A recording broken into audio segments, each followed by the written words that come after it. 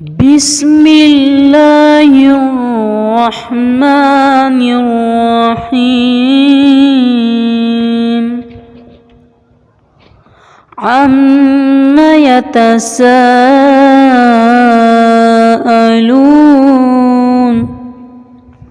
عن النبأ العظيم الذي هم فيه مختلفون كلا سيعلمون ثم كلا سيعلمون ألم نجعل الأرض مهادا والجبال أوتادا وخلقناكم أزواجا وجعلنا نومكم سباتا وجعلنا الليل لباسا وجعلنا النهار معاشا وبنينا فوقكم سبعا شدادا وجعلنا سراجا وهاجا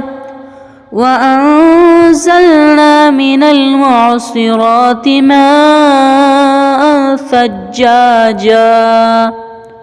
لنخرج به حبا ونباتا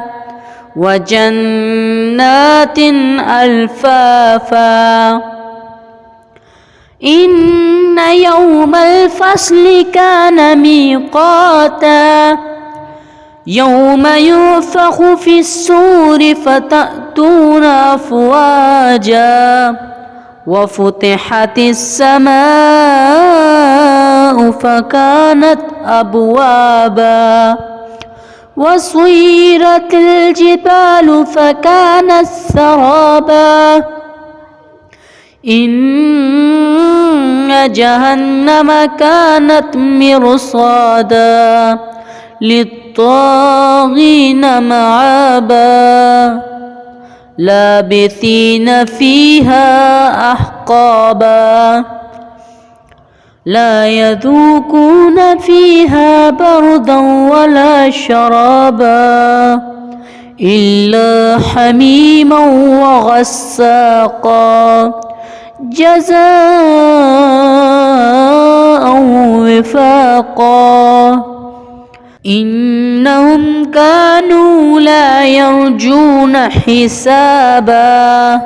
وكذبوا بآياتنا كذابا وكل شيء أحصيناه كتابا فذوقوا فلن نزيدكم إلا عذابا إن للمتقين مفازا حدائق وأعنابا وكواعب أترابا وكأسا دهاقا لا يسمعون فيها لغوا ولا كذابا جزاء من ربك عطاء حسابا رب السماوات والأرض وما بينهما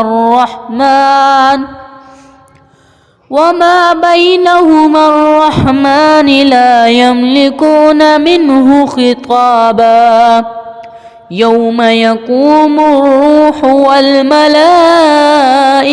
صفا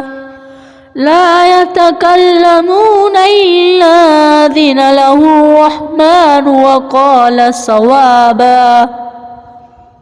ذلك اليوم الحق فمن شاء اتخذ إلى ربه مآبا إنا أنذرناكم عذابا قريبا